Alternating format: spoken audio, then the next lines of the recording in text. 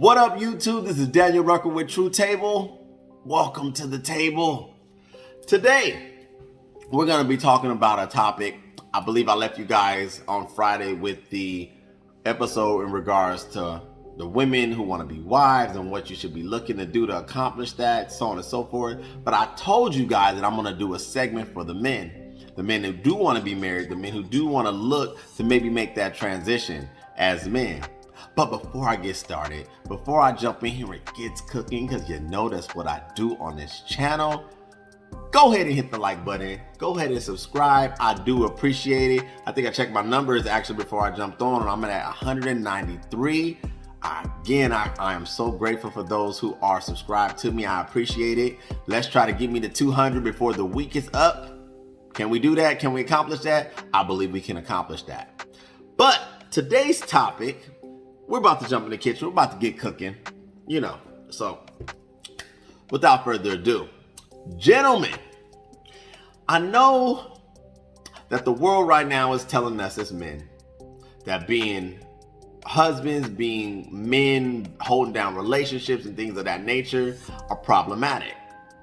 I would have to actually say that I don't wholeheartedly disagree with that. But for those men who actually are still interested in wanting to be husbands, wanting to be that male, wanting to be that man in a woman's life, have a family, and so on and so forth, I applaud you. I think that if that's what you want to do and you want to create that type of lifestyle for yourself, then go ahead by all means. What I'm going to do today is I'm going to talk about, from my perspective, what I believe needs to be talked about. Because even as myself, as a young man, a younger man, there were things that I believe I should have been told in regards to really how to look at this transition, really how to look at this lifestyle when it comes to maybe considering being someone's husband and taking on such a responsibility, because I don't believe that they give us enough information as men. So I'm going to talk about it today. Gentlemen, one of the biggest responsibilities you will ever have as a man is the day you decide to make someone your wife. Now, why do I say that? I say that because it needs to stop being treated as this, euphoric, romantic Disney story nonsense that it isn't, because it is none of that. It is, by and large, a huge responsibility. Huge. There is nothing small, there is nothing minuscule, there's nothing basic about a man deciding to take the responsibility of a whole person's life into your hands and promise and ensure that she and the kids to follow are going to be in the best state, being under your leadership, being under your guidance, being under your protection.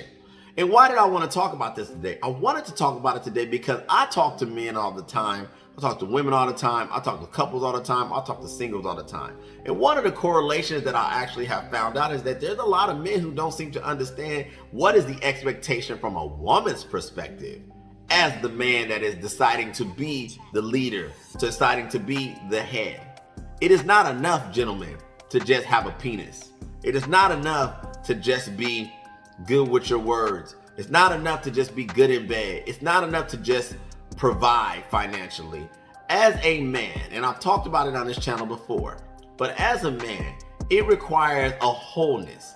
It requires one whole self. As a man, you should be on your purpose. You should be aware of who you are. You should know what you offer. You should know what you can offer her. You should know what you can offer the world. And you should know your strengths as well as your weaknesses. Why is this important? Because the one thing that I can promise you that you will experience, men, hear me, feel me, you will experience test pressure. You will experience requirements of self that you didn't even know were present until you decide to step into that position as far as being somebody's husband. Now, some may be asking, well, Daniel, are you a husband? Are you married? Or do you live this lifestyle? No, not at the current time. But like I've stated before, and even on the video that I recorded on Friday, I have had the privilege and the honor of observing a man in my life who has taken on that particular role, who has taken up that mantle, and in my opinion, did a really, really good job. And that's my father. He's been married 38 years now. got married when he was 21 years old. But one thing I do know about my father, which he showed as an example, was that he was committed to the call. He was committed to the position of understanding his role in the relationship. And it wasn't so much about how much money he made. It wasn't so much about how romantic he was. It wasn't so much about, being a handyman and those things.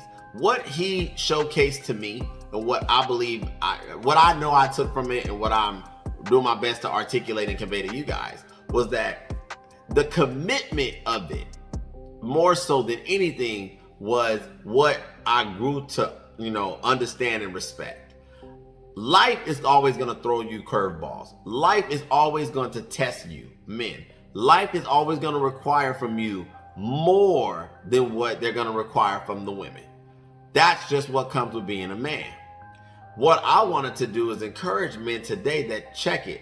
If it's something that you are considering, I think you need to do a life survey of self and really ask yourself, what am I looking to accomplish by adding this particular element to my life? As a single man, there are pros and cons. As a married man, there are pros and cons. But as a married man, you now are transitioning to a self-growth that only as a married man you will fully, in a sense, understand. In my opinion, being someone's husband requires you to always understand that you have a duty to be consistent. You have a duty to be growing. You have a duty to be expanding upon self. You have a duty to always show up in the fullness of the abilities and capabilities that you have as a person. No days off. There is no days off. You as a man, you don't have the opportunity, especially if you're trying to be somebody's husband, to take a break. There is no break. You as a man deciding to be someone's leader, deciding to be somebody's provider, to be somebody's protection, you don't have the opportunity now to fall back on your word. And that segues me into my next point. One of the things that I notice is that a lot of women are disgruntled with the average of men that exist in the world now. Why do I say that? I say that because they're saying it. And based on observation, it seems that a lot of women want a solidarity when it comes to the men that they're dealing with. Well, men, if they're complaining, and I have to ask you guys, what is not being done that has these women feeling like we're not hitting the mark? Now, I know in some cases that there's an exaggerated amount of whining. There's an exaggerated amount of unrealistic expectations. There's an exaggerated amount of delusion that happens. I know this. I'm here for you guys. But I'm going to sit here and tell you as a man, from man to men, you fellas need to step it up. A lot of gentlemen now are so underdeveloped in their self. They're not doing the work. And the work is not physical work, gentlemen. The work is not tilling the ground and turning the tools and things like that. The work is here, in here. As a man, you were only as strong as this. You were only as strong as what this can compute, this can retain, this can see, this can create, and this can envision. That's it. There's too much emphasis on the masculinity of a man from a physicality perspective. And I'm here to tell you that's nonsense. What separates a man from a boy is his mindset. What separates a man from a boy is the ability to understand why you first were created and what your abilities are in this world. What you have to offer the world, what you have to offer yourself, or what you potentially have to offer a wife, a family, kids, legacy, lineage, so on, so forth. This is not a job for a boy. No boy should be signing up to be somebody's husband. Like I've talked about in my other videos, sex is a grown-up activity. And just like I gave the energy to the women, I'm giving it to the men. If you are not grown here and here, then you need to stay your butt on the sidelines, learn something before you jump in this game called life. It is not for you to be trying to pretend and carry out this illusion that you are more of something than you really are. And this requires a self-assessment of yourself. You have to be honest enough with yourself to know, look, check it. I may not be ready or willing or in a state of mind as a man right now to put myself in a position to carry the load that is a family, to carry the load that is a woman. When you decide to recruit a woman into your life, gentlemen, what you're essentially doing is removing her from the covering and comfort from her family into your family. You are converting her. You are taking on the responsibility of that person and ensuring that that person is going to live a better quality of life with you than she was living with her family or by herself. So think of it from this perspective. For those veterans out there and they can understand this, I'm a veteran, so I'm gonna go ahead and do my best to explain it. And for those who weren't veterans, it's totally okay. I'm sure you'll understand the analogy. But when you decide to join the Army, the Navy, the Air Force, any other armed forces, when they recruit you as a cadet, when they recruit you as a service member, they are ensuring that they're going to provide you with steady resources, housing, medical, travel, vacation benefits. They're ensuring this. All you have to do is adhere to your particular agreement of that whole exchange. You become a service member, they provide you with benefits and resources. And essentially, your life is supposed to be better by joining the armed forces. Going from being a civilian to joining the armed forces, you are now supposed to elevate in what you're receiving as far as benefits, privileges, and so on compared to the civilian world, right? It's the same thing, gentlemen. As a man, you have to look at yourself as the Army, the Navy, the Marines, a source, a resource for an example, that when you decide and you come to the conclusion in your mind that, look, I believe that I'm ready to love someone like that, show devotion like that, be someone's person, be someone's man. That responsibility is not made for the weak. That responsibility is not made for people who want to be inconsistent, don't have no discipline, lack structure. You as a man are supposed to be disciplined, structured, orderly, mature, productive. And if you are missing in any of those things, then my friends, you need to stay far away from any Daniel's Jewelry, K Jewelers, or any of them other places that you will purchase a ring trying to complicate someone else's life.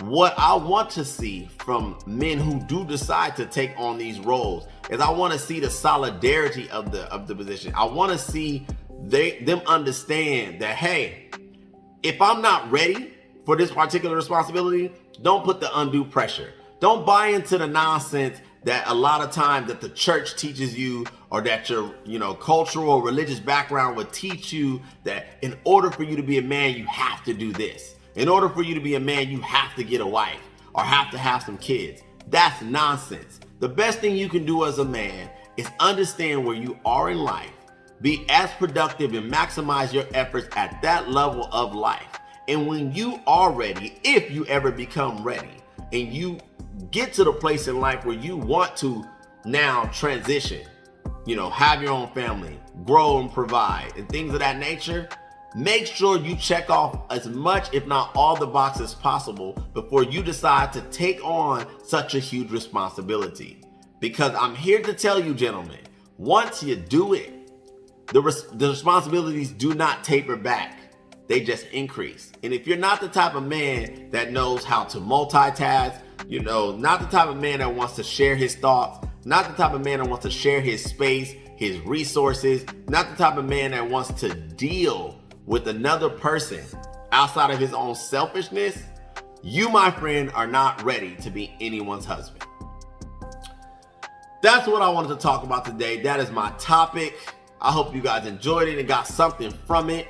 I don't want to go over my time. I'm approaching the 15-minute mark, but I wanted to give you guys something to think about. There are men who have totally unsubscribed to the idea of being a husband in respect to those gentlemen. And then there's men that is on the fence, and still open to the whole idea of a nuclear family and being traditional and so on and so forth. And I respect and applaud that. If that's what you choose to do, do that.